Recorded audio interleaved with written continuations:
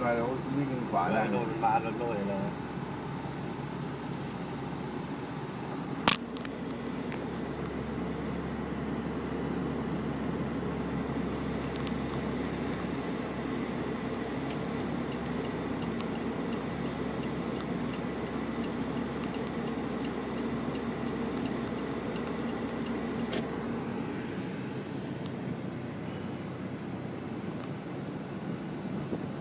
เรือมาแล้วอ้อมไปในวงวิ่ง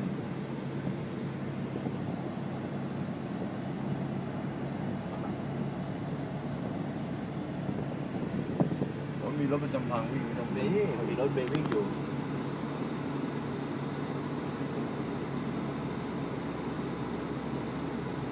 รถเมล์เสียตังค์เสียนะ